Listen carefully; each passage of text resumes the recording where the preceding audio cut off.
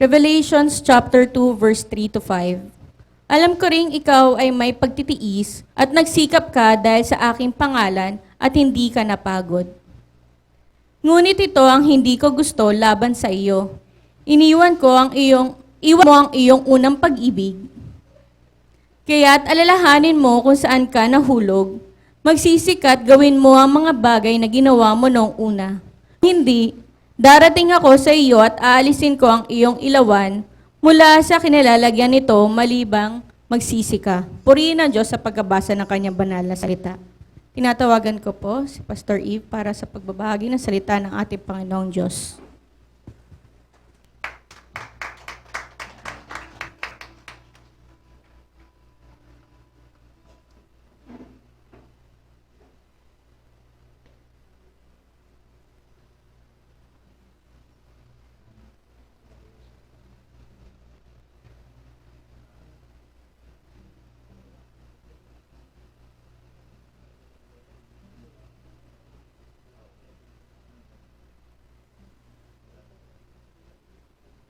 Manalangin po tayo.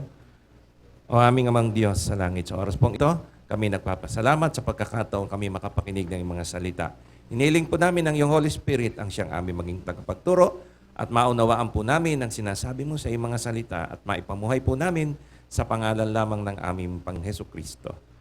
Amen. Praise God. Palakpakan po natin ang ating buhay na Diyos. Sige po, tayo po ay makaupo at tayo po ay makinig ng kanyang mensahe. Ang buwan ng Pebrero po ay Love Month. Tama po ba? Yan. Kaya lang, iba ang ating pananaw bilang mananampalataya. Ating pong sinusuri ang pag-ibig na pag-ibig ng Diyos. Hindi po yung pag-ibig ng sanlibutan. So ating pong pag-aaral ay serye tungkol po sa kung paano inaatake ng dyablo ang mga mananampalataya. Ulitin ko yung ating verse na nakaraan tungkol po dito. Mamaya po, babalikan po natin yung verse na binasa po ng ating kapatid kanina sa Revelation chapter 2, verse 3 to 5. Sa 2 Corinthians chapter 2, verse 11, ito po ang babala ni Apostol Pablo tungkol po sa mga gawain ng dyablo, partikular ni Satanas, sa mga mananampalataya. At sabi po sa 2 Corinthians 2:11, at ito ay aming ginagawa upang huwag kaming malamangan ni Satanas, sapagkat kami ay hindi mangmang tungkol sa kanyang mabalak. Sa wika pong Ingles, verse 11, so that no advantage will be taken of us by Satan, for we are not ignorant of his scheme. So nakakalungkot po mga kapatid na ang mga mananampalataya kuminsan o pwede natin sabihin kadalasan, wag naman sa ay naiisahan po tayo ng dyablo.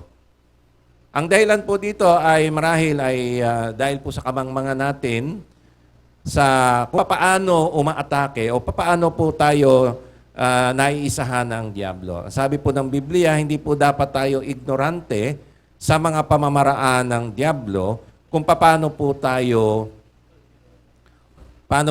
niya sasaktan o sasabihin po natin na pababaksakin yung ating pananampalataya sa Kanya. So ang layunin po ng ating pag-aaral ay upang maunawaan po natin kung paano ang mga galamay ni Satanas, walang iba kundi ang mga demonyo, ay paano po tayo inaatake at paano po natin sila mapagtatagumpayan. So yun po yung ating pinag-aaralan nakaraan, ay yung mga scheme, mga pamamaraan ng dyablo, paano tayo ay pabaksakin, partikular na magkasala sa ating Panginoon. Yan, natapos na po natin yung pamamaraan ng dyablo, yung tukso, panunokso ng dyablo, kung paano po niya ginagawa yon, at yung atake po ng dyablo sa ating pag-iisip. So tandaan po natin, ayon po sa John 10:10, ang dyablo ay may isa lamang layunin sa atin. Balikan po natin yung John chapter 10, verse 10. Ang magnanakaw ay dumarating lamang upang magnakaw, pumatay at pumuksa.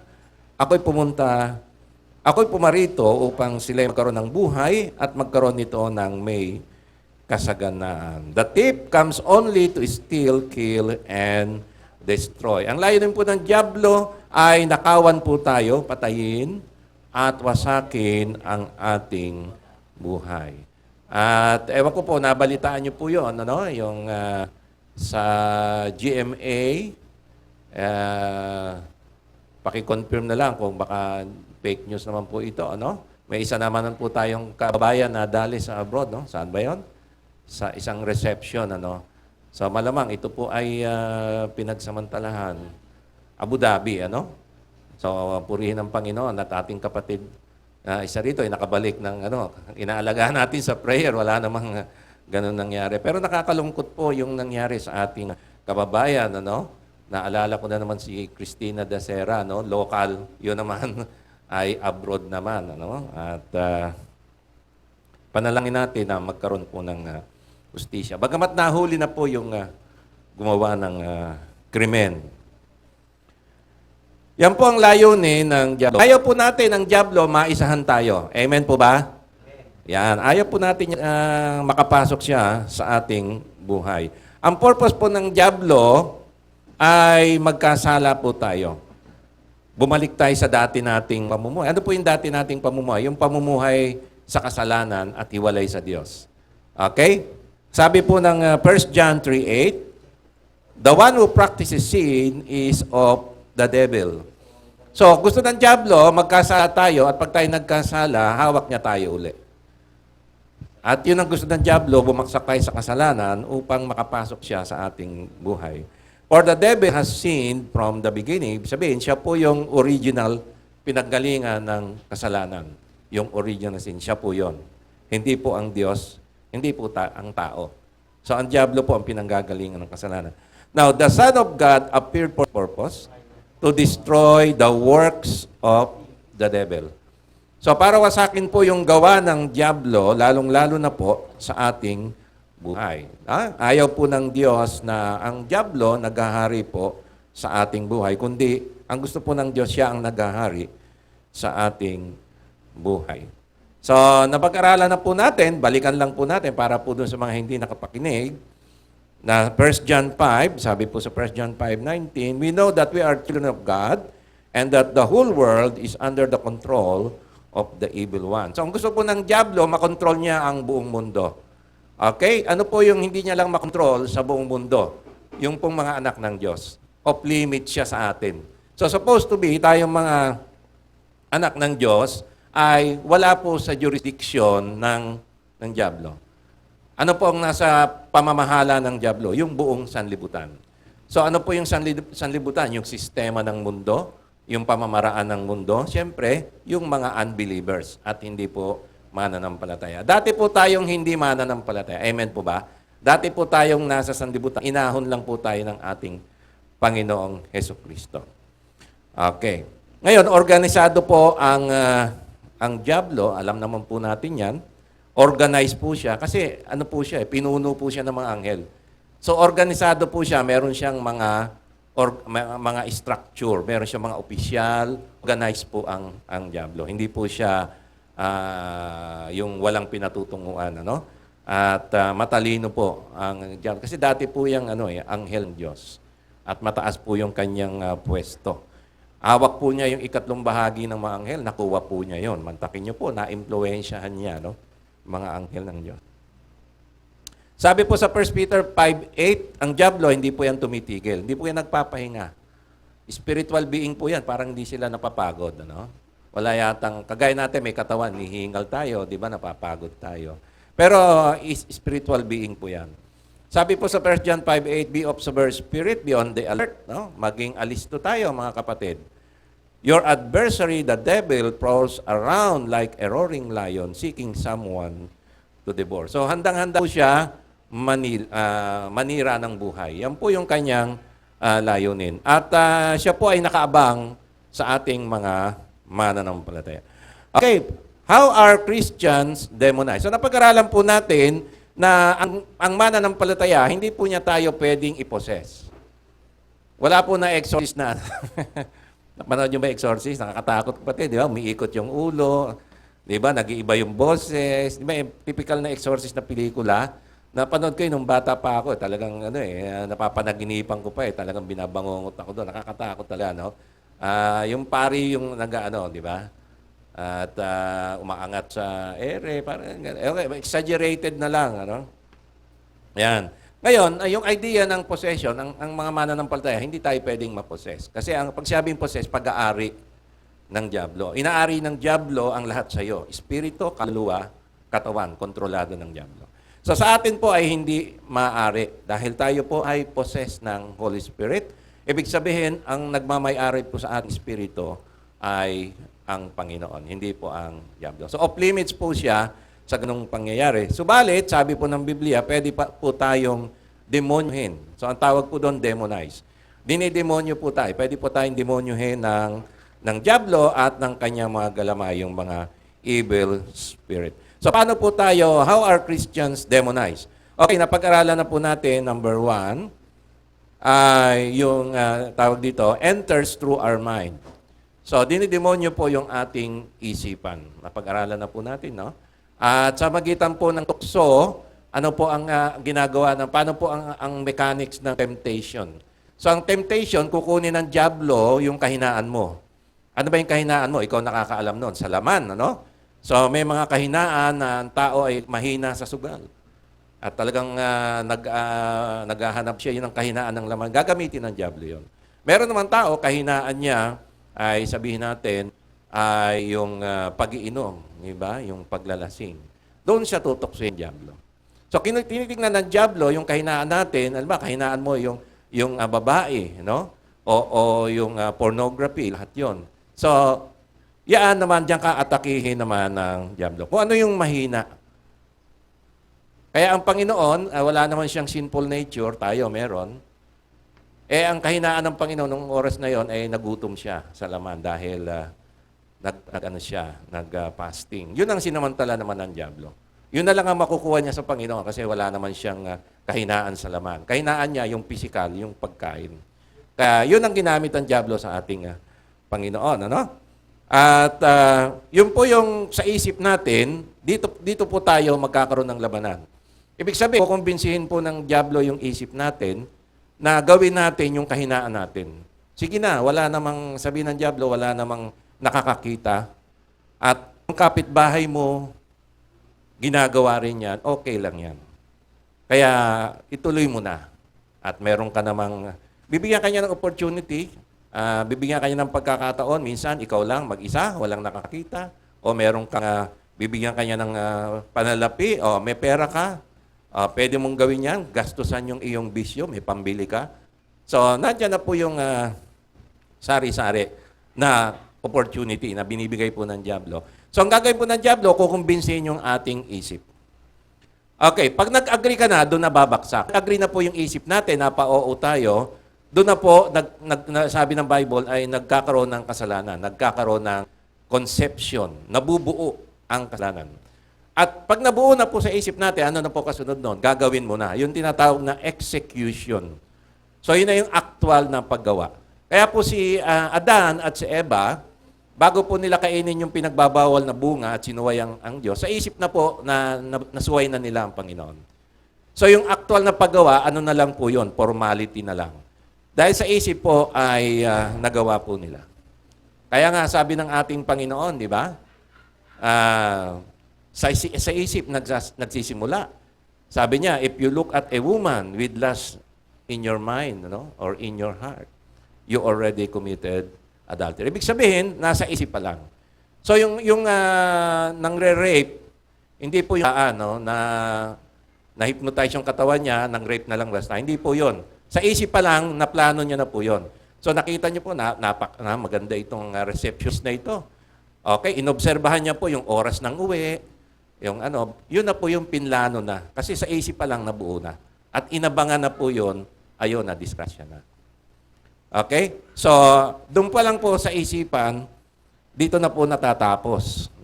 Naiisahan na po tayo ng Diablo, ginagawa na po natin yung kasalanan.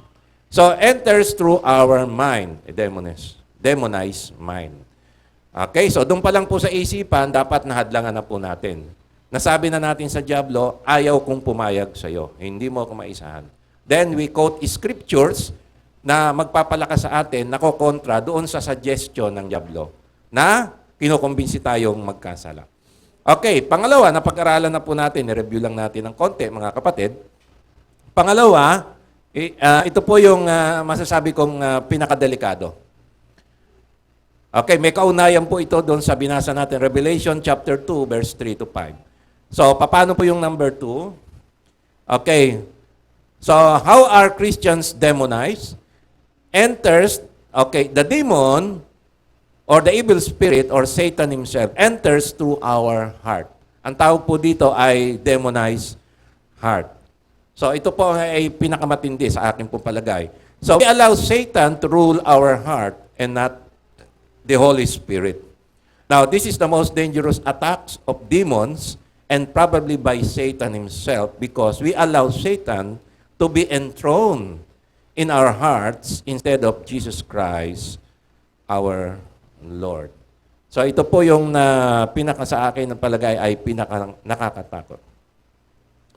Remember also that the one we love and obey is the one whom we allow to be enthroned in our hearts.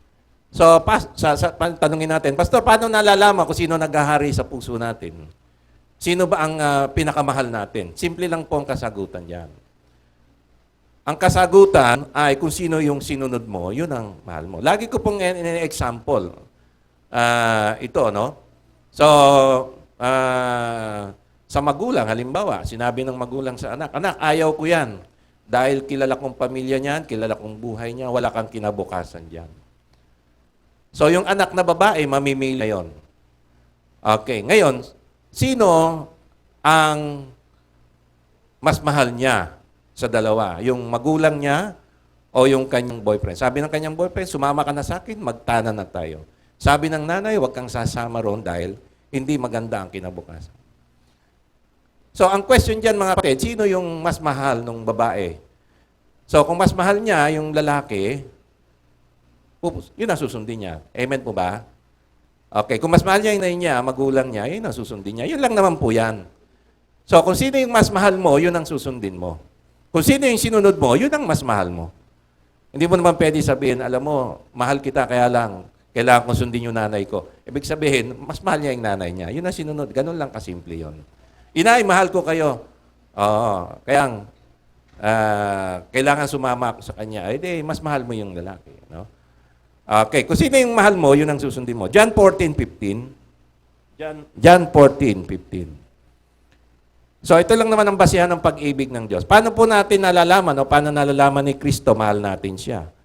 Sabi ng Panginoon, if you love me, ano sabi? You will keep my commands. Okay po ba? So, yan po yung basihan ng pagmamahal, yung sunod. Kung sino po yung sinunod mo, yan po ang mahal natin. So, paano po ang Diablo pumapasok sa puso natin? Ito po isa sa atake ng Diablo na pag sa puso na po pumasok, napakadelikado. Pag hindi po natin agapan ng pagsisisi ito, and aware po tayo, ay may kalalagyan po tayo. So, matutuwa tayo sa example, sa halimbawa ni Ananias at ng kanyang asawang si Sapphira. Alam niyo po ba yung istorya ni Ananias at Sapphira? Amen? Nabasa niyo na siguro yon. Okay, ito po isang controversial na pangyayari sa iglesia sa Jerusalem. Okay, ang unang church, Christian church, ay sa Jerusalem. Okay, mostly ito ay binubuo ng mga Hudyo. Hindi pa sila masyadong open sa mga Gentile. So, ang ebanghelyo ay binuksan unang-una sa mga Hudyo. Ay nabuksan lang to sa mga Hentil doon sa pamilya ni Cornelius na isang Romano. Ito'y binuksan ni Apostol Pedro. Okay, pero yung original na church ay puro mga Hudyo. Kung hindi ako nagkakamali, ay they are not accepting Gentile unbelievers. Kasi ang isip nila ay sa kanila lang ang ebanghelyo. Pero hindi po na ang kalooban ng Diyos. Ang ebanghelyo, kaligtasan, para din po sa lahat ng tao. Okay, sa kanila lang po nagsimula sa piniling lahi ng Diyos, Israel. Okay. Ngayon, ito po ay controversial. Yung kay Ananias at Sapphira. Tingnan po natin ang istorya. Acts chapter 5, 3 to 4. Then Peter said, Ananias, how is it that Satan has so filled your heart that you have lied to the Holy Spirit and have kept for yourself some of the money you received from the land? Okay, ganito po ang background nito, mga kapatid. Ang mga mananampalataya po na mga Hudyo, siyempre mayayaman po yan, di ba? May mga ari-arian po sila. Okay, ngayon, ganito po ang offering nila.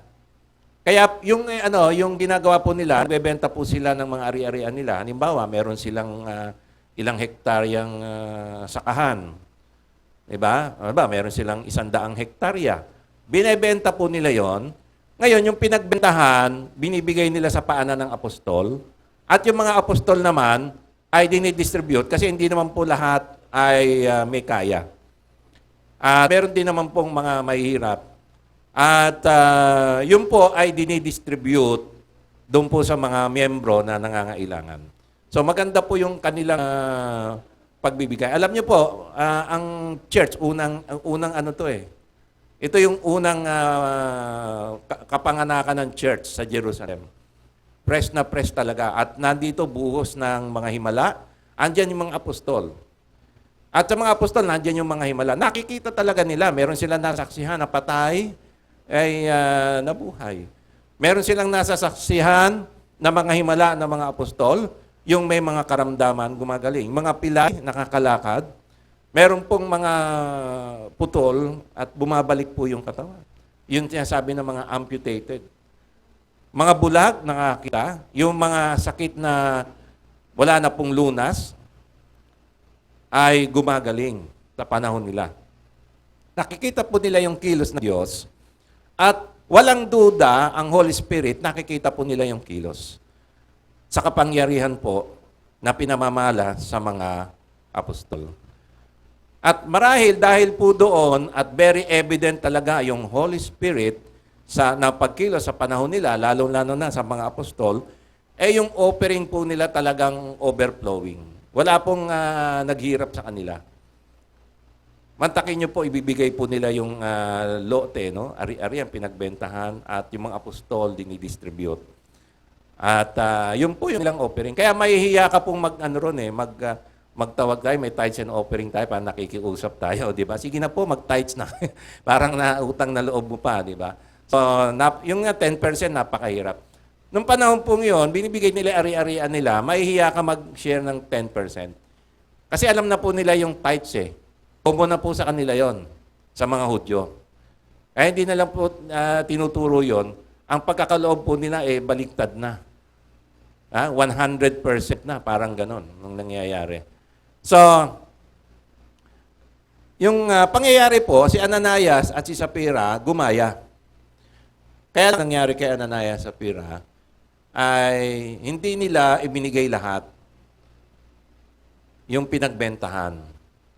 Pero dineclare nila na yun ang pinagbentahan at yun ang kumpletong binibigay nila. So ano ba tawag doon? Sa pera, yung ano ba yun sa kumpanya? Common siguro to, nangyayari to, yung mga corruption sa mga kumpanya. Ano? So i-declare mo, yan ang presyo, mababa, pero hindi pala. No, halimbawa, 1 billion, dineclare mo 500. So 500 lang yung 1 billion pala yung tunay na presyo niya. So nakakickback ka ng 500,000. So yan pong sistema ni Ananias at Sapphira ay ano po yan? Idea yan galing sa diablo. Sige na, dayain mo. Wala naman nakakaalam. Kayong dalawa lang mag-asawa nakakaalam. So ang problema po dito, mga kapatid, si Satanas, hindi lang pumasok sa isipan. Hindi lang sila nakumbinsi na ganon, kung hindi sa puso. So napakadelikado dahil pag sa puso pumasok, sabi nga, sino yung sabi ng balagtas ba yun? Sino yung sabi yun? Pag-ibig, pumasok sa puso ninyo, hahamaking lahat, di ba? Manod ka lamang. Okay. So, anong nangyari dito, pinasok ni Satanas yung puso nila, hinamak nila lahat. Ibig sabihin doon, mga kapatid, ang sinunod na nila ay ang dyablo at in a way, mga kapatid, ay ginawa na lang, parang minahal na nila yung dyablo, in a way. Dahil pumasok na sa puso nila. So yung puso nila napunta roon sa pagmamahal sa dyablo. Hindi naman direkta sabihin niya, mahal ko yung dyablo. Kundi, yung pamamaraan ng dyablo, yun ang minahal, yung ibinigay sa kanilang suggestion. So ano po yung pagmamahal na nakita nyo rito kay Ananias sa Sapphira na pumalit sa pagmamahal nila sa Diyos? Kay Ananias sa Sapphira. So ano po yung pagmamahal na yon? Representing the devil o Satan. Na pag minahal mo to, mahal mo ang dyablo. Ano po yon? Pagmamahal saan? Particular. Ano po ba yung kanilang dinaya? Ano yon? Pera. Pagmamahal sa pera. So yung pagmamahal sa pera, katumbas po na pagmamahal kay Satanas. Kaya po pinasok na po ni Satanas yung kanilang puso. At pagka nagmahal na po sa pera, hahamakin laging ang Holy Spirit. Talagang ide-deny mo yan kahit ano mangyari. Di, wala. Buo yan, kompleto. So, yung mga apostol, bigyan ng pagkakataon magsisi sila. Kasi biro mo, si Apostol Pedro na yan. Sabi ng diablo, hindi mo ano yan, hindi alam ni Peter yan. Walang nakakaalam. Ang Holy Spirit, sinabi kay Peter. So, kanino nagsinungaling? Si Ananias. Hindi siya nagsinungaling sa tao, kundi sa Diyos. Sa magitan ng Holy Spirit, nagsinungaling siya. Alam niyo po, ang Diyos parehas. Hindi naman pinipilit ng Diyos, ibigay nila yung hindi naman sapilitan yun eh. Bakit sa palagay nyo, nagbigay yung yung manampalataya ng ari-arian nila, binenta nila, binigay nila sa apostol yung pinagbilang. Ano ang nag-udyok sa kanila? Anong nag-udyok? Nag-udyok sa Holy Spirit. No? Ngayon, bakit nila gagawin yon? Bakit ko gagawin yon? Anong motibo? Sa sarili mo. Di ba?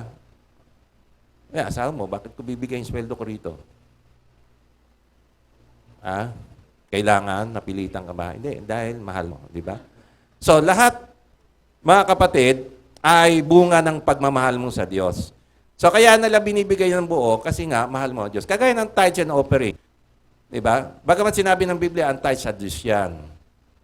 Yan ang minimum 10%. Pero, kailangan mo pa rin gawin ng may pag-ibig. Hindi pa rin tatanggapin ng Diyos yan ng walang pag-ibig. Gusto ng Diyos, may pag-ibig pa rin. Sa lahat gagawin mo ng may pag-ibig kanino? Sa Kanya. Hindi napipilitan. Ngayon, Diyos naman, ginagalang naman yung ating pag-ibig. Halimbawa, binenta mo ni Ananias sa Sapphira. Hindi naman napilitan yon. Kanya naman yun eh. Kaya sabi nga ni Peter, sa'yo naman yan eh. Ibig sabihin yan, ibinigay yan sa iyo ng Diyos at Diyos, pinamahala sa iyo ng Diyos yan.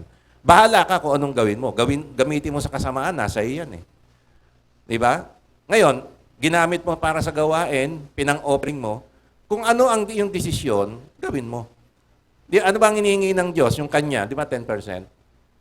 Kung ibinigay mo 50%, magagalit pa ang Diyos? Sinabi niya, di ba? Sinabi niya kay Peter, Peter, ay yung mga kapatiran kasi 100% binibigay nila. Kaya ko lang 50%, pwede ba? Ano sabihin ni Peter? Hindi pwede, kailangan 100%. Hindi. Ano sabihin ni Peter sa kanya? Kung ano yung nasa puso mo. Yun nga lang, huwag kang bababa sa 10% kasi batas ni Moises yun. Panahon pa ni Abraham yun, nagtatites na, wala pa nga si Moises eh. So, given na yon yung 10% ay yan yung karapatan ng Diyos sa lahat ng binibigay niya sa atin. Alam nila yon. Kaya kung magbigay man siya ng 50%, okay pa rin. Diyan ka maligaya, tanggap ng Panginoon niya. Masaya ang Diyos kung masaya ka, binibigay mo ng may pag-ibig. Okay, hindi lang masaya ang Diyos, ay nagbigay ka 5%, ninakawan mo ang Diyos ng 5%, di ba? Nakakaw na yun. Sabi ng Bible, di ako Ang mga anak ng Diyos, ninanakawan niya. Pero sa kanila, hindi applicable yon. Kasi nga, nagbibigay sila more than 10%. Kaya lang, ang ginawa ni Ananias sa Sapphira, dahil sa pagmahal sa pera at ayaw nilang mapahiya na, ay, kalahati lang binigay niyan. Baka maliitin sila, no? Tayo, kompleto, ba't to kalahati lang? Hindi naman sila gaganon dapat. Kaya lang, yun ang sinasabi ng Diablo, kalahati lang yan. Baka may masabi yung mga tao na sila 100, ba't ikaw kalahati lang? Hindi yata parehas yun. Yan ang bulong ng Diablo. Sa Diyos, wala naman yon. Kung saan ka maligaya, dapat ganon. Kaso, ang nangyari, pinasok na ng Diablo yung puso nila, yung pagmamahal sa pera, at yung ayaw nilang mapahiya sa mga kasama nila, pinangatawanan na nila na sinabi nila, yan yung buong pinagbentahan. So kung halaga nun ay, sabihin natin, yung halaga ng lupa ay 100,000, dineclare nila 50,000. So yung 50,000 kanila. Okay lang sa Diyos yun kung sinabi nila kalahati lang ang pwede na. Yung kalahati, pwede ba sa amin na? May pangangailangan kami, personal na. Okay, walang problema yun. Diba? Pag-ibig yan, dapat. Ang dahilan ng pagbibigay. Hindi dahil sa kailangan at kahiyaan na eh. Ayan. Sabi sa verse 4, didn't it belong to you before it was sold? And after it was sold, wasn't the money at your disposal? Di ba say naman yan? So, what made you think of doing such a thing? You have not lied to men, but to God. Bakit mo nagawa yan? Bakit mo niloloko ang iglesia ng Panginoon? Parang ginagawa mong kumpanya. Ano ba tayo? Kumpanya ba tayo? Parehas ba ng kumpanya na pwede mong dayain? May mga napapanood ko sa mga Korean, di ba? Yung mga mayayaman na, meron silang mga, islas fund eh. Yung ini-islas nila eh. Iba hindi ni-declare, tapos kinukuha nila. Ganon sila nagpapayaman. Kumpanya to, na pwede tayong mangurakot? Hindi pwede. Church to eh. Di ba? Si Kristo ang hari natin, ang main shepherd natin, ang Holy Spirit, ang siyang namamahala sa atin. So, ano ang nangyari? Hindi nagsisi, pinangatawanan niya ni Ananias yung kanyang kasalanan. Bakit? Kasi yung pagmamahal, sa puso niya, sino na ang naghari? Sa puso niya, ang Diablo. Through the love of money. Ayan. So, anong epekto nito pag hindi natin pinagsisihan? Acts 5, verse 5 to 6. When Ananias heard this, he fell down and died. And great fear seized all who heard what had happened. Then the young man came forward, wrapped up his body, and carried him out and buried. Alam niyo po, napakadelikado nito. Kaya hindi ko ginagawa ito. Hindi ko kayo ina-approach. Di ba? Kapatid, nag-tights ka ba? Isang maling sagot mo, patay ka. Di ba? Pastor na yung nagsasabi sa'yo. Pastor na ako. Representing, Brother Dan, nag-tights ka ba? Sige, subukan mo lang sumagot ng mali, tumba ka. Di ba? Ganon kadelikado. Ganon kadelikado. Mga kapatid, kaya hindi ko yan tinatanong. Kasi baka tanungin nyo rin ako naman tumumba. Di ba? Kaya wag na tayong magtanungan, di ba? Personal mo na lang sa Panginoon. Okay, ang aking mungkahi sa inyo, maging tapat na lang kayo sa Panginoon. Sabihin nyo sa Panginoon, Lord, hindi ako nakapag-tithe kasi talagang matindi yung pangailangan ko, 5% lang nabigay ko. Di ba? Maging tapat ka sa Panginoon. Then, next time, pilitin mo mabuo na. Hindi naman sasabihin sa ng Panginoon, utang yan ha. Nabaong ka na sa utang. Hindi yun. Maging tapat ka sa Panginoon, patatawarin tayo ng Panginoon. At ibalik mo sa puso mo yung pag-ibig ni Kristo. Amen? Amen. Okay, balikan natin yung Okay, by the way, yung asawa niya, pareha sila, no? Yung asawa niya, ganun din. Tinanong din, binigyan ng ito ba yung pinagbentahan? Yung asawang babae, yan din yun. Naghihintay na sa iyo yung asawa mo. Patay rin, tumumba. Okay? Ayan. So, mingi na lang tayo ng tawad sa Panginoon. At mahirap kasi pag nagtanungan tayo, walang matitira sa atin, mauubos tayo. Di ba? Okay. Okay, lalaktaw na ako kasi meron pa tayong communion. As a sister, no? Meron? Per Sunday, no? Okay. Laktaw na tayo. Baba ka, Joshua. Revelation. Okay. Sa baba, no? Okay. Okay, the attack of the enemy is for us, the attack, yan. Okay, the attack of the enemy is for us to forsake our first love, although we are still attending church and in the ministry. If not corrected, it will end up in a curse. Tandaan niyo po, si Anaya Sapira, attender po ng church. Di ba? Talagang masugid silang ma-attend. Yun nga lang, bumaksak sila doon sa love of money. Natukso sila ng diablo, pinasukan yung puso nila. Pinatawan nila yun, hindi sila nagsisi, bumaksak sila, patay. At maraming nagtatanong, controversial, naligtas ba si Ananias and Sapphira? Are they saved? Sabihin, yung kaluluwa nila, espiritu nila, umakyat ba sa langit? Mga kapatid. Okay, merong mga preacher na nagtuturo na si Ananias and Sapphira ay hindi talaga born again. Kaya yung namatay, walang Kristiyanong gagawa, no? Parang gano'n yun, walang anak ng Diyos. Ang alam ko nagturo niyang concept na yan, kilala niyo si Joseph Prince. Sikat yan na sa Singapore, malaki ang church niyan eh. Yan ang turo niya. Unbeliever yan. At walang mananampalatayang anak ng Diyos na gagawa yan. Okay? Ngayon, pag sinuri naman natin to, member ng church to eh. Di ba? Hindi naman sinabing unbeliever to eh. Hindi eh. Member to, hinayaan lang nilang makapasok ang diablo sa puso nila. Ngayon, ano ang nangyari sa kanila? Revelation chapter 2, 3 to 5. Sa Revelation chapter 2, 3 to 5, ito po yung nangyari sa kanila. Mananampalataya ito. Hindi, member ito ng church eh. Kasi kung unbeliever yan, hindi yan tatamaan ng ganyan. Hindi yan mamatay. Bakit? Unbeliever eh. Sharean mo ng gospel, di ba? Hindi pwedeng ituwid ng Diyos yan, tapos unbeliever pala. Punta na ng impyerno. Dapat nga si Peter, kung alam niyang unbeliever, magpasalamat siya eh. Unbeliever to, nag-offering. Di ba? Utang na loob pa niya eh. O, anong gagawin ni Peter kung alam niya unbeliever yun? Sharean niya muna ng gospel. Mananampalataya, kaya dinisiplina na. So ito po ang mangyayari mga kapatid. Revelation 3 to 5. Balikan lang natin. You have persevered and have endured hardship for my name and have not gone weary. Okay?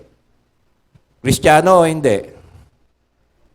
Mananampalataya ito, hindi. Mananampalataya, di ba? Okay. You have persevered and have endured hardship for my name and have not grown weary. Maganda ito. Kanino pinatungkol to? Hindi unbeliever to eh. Pwede nating tanggapin to, di ba? Uy, thank you Lord Kahit pandemic, nagpapatuloy kami. Amen? Amen. Okay. Verse 4. Kaya lang, biglang bumawi ang Lord. Verse 4. Yet I hold this against you. Kaya lang, meron lang akong kinikimkim. Sabi natin, sama ng loob sa iyo. Ano yun ba? Ang Lord may sama ng loob sa atin. You have forsaken your first love. Tama? Okay. Paano natin parang you have forsaken? Parang binitawan mo yung iyong first love. So anong ibig sabihin to? Yung puso natin, dati naghahari si Kristo. Ngayon nangyari, somehow nawala ang paghahari ni Kristo. Iba na ang naghari. Example natin, Ananias and Sapphira, ano na naghari sa puso nila? Uma-attend sila, masigasig sila, naglilingkod sila sa Panginoon. Nananatili sila, nag-offering pa nga, nagbenta pa nga ng ari-arian. Kaya lang, dineclare nila yung kalahati lang, halimbawa. So, napalit ang ibig nila sa Diyos ng pag-ibig sa salapi. Love of money. At yung love of money, yan na po yung pag-ibig sa dyablo. Hindi natin rektang minamahal ang dyablo, pero yung pera, minamahal natin, yun ang katumbas ng pagmamahal. At pag pumasok sa puso natin, pangangatawan na yun natin. Yun na yung pinaka-priority, yun na yung masusunod. Kaya hindi talaga aamin si Ananias sa Sapphira. Kahit pa sa Holy Spirit. Kasi yun na yung pinasok na yung puso nila. Ahamakin ang lahat eh. Tama rin si Balagtas eh. No? Oh, ahamakin lahat eh. Nandyan eh. Kung sino yung mahal mo, yun na sundin mo eh. Ayan. Pero ang Panginoon, nagbabala, you have forsaken your first love. Verse 5, remember the height from which you have fallen, repent and do the things you did at first. Ayan. Gawin mo na, ano ba yung gagawin, pagsisihan mo? Siyempre, hingi ka ng tawad sa Panginoon. And then, ibalik mo yung pagmamahal mo kay Kristo, 100%, at gawin mo uli yung ginagawa mo nung una. But this time, ay may pag-ibig sa Panginoon. Kasi pag walang pag-ibig, pag ginawa mo yon, walang mangyayari, walang benefits. At ang mangyayari pa nito, pag yung pag-ibig sa dyablo ang naghihari sa puso natin, pinaghari natin ang dyablo, hindi tayo nagsisi, kagaya ni Ananias sa Sapphira. Ano sabi ng Panginoon? If you do not repent, I will come to you and remove your lampstand from its place. So, tinanggal ng Diyos yung lampstand ni Ananias sa Sapphira. Paano natin nakita tinanggal yung lampstand? Patay. Di ba? Pero hindi niya tinanggal yung eternal life. Kasi yung kaligtasan, biyaya yan ng Diyos. Binigay na ng Diyos, hindi pwede bawiin naman ng Diyos na akin na. Bawi. Ano? Depende sa gawa mo. Hindi. Biyaya ng Diyos ang kaligtasan. Diba? So, anong nangyari, mga kapatid, ay tinanggal yung kanilang lampstand. Sa aking pangunawa, ay natapos na yung buhay nila. Kaya nagkaroon po ng takot ang church. Ang Panginoon, kahit na mananampalataya, pag talagang ang Panginoon, hindi nangungunsinte, di ba? Tama ba? Pero kung unbeliever yon, hindi matatakot, ay unbeliever naman yan eh. Okay lang yan. Mananampalataya eh. Tinuwid ng ating Panginoon, hindi nakalusot sa Diyos. Ano po nangyari? Tinanggal. Totoo po ito, I will come to you and remove your lampstand. Kaya lang, sabihin po natin, bagamat ligtas ka, kaya lang, lahat po ng ginawa na dito sa lupa, wala nang gantimpala. Kasi, walang pag-ibig. Nawala po yun. Yung kanilang first love. Although, nagpapatuloy sila, kaya lang, ginagawa nila yung paglilingkod nila, nag-o-offering, ganun pa rin. Okay? Nang walang pag-ibig. Alam niyo po, pag tinanggal niyo yung pag-ibig kay Kristo, yung pagdalo natin, magiging ano na lang. Diba? Parang sa mag-asawa, yun ang responsibilidad na lang. Wala na talaga yung pagmamahal. Diba? So, uma-attend ka, wala na yung excitement. Kasi wala na yung pag-ibig. Uma-attend ka dahil may pumipilit siya yung umattend. Parang kailangan na lang, ganon. So, wala na po yung excitement na Panginoon dahil wala na yung pag-ibig. Kaya sabi ng ating Panginoon ay pagsisihan natin. At wag nating hayaan pumasok sa puso natin ang dyablo. Kasi pag ang dyablo, pinalitan yung first love natin ng love of money, yari na tayo. Ano pa yung love of money? Love of the world. Eh, sabi ng Panginoon, di ba? Huwag mong mahalin sa sanlibutan. Ano ba yung bagay na nasa sanlibutan? Lust of the eye, lust of the flesh, and pride of life. Pagka yan pumasok sa puso natin, hindi tayo nagsisi, tatapusin na ng Diyos yung buhay natin. Wala na.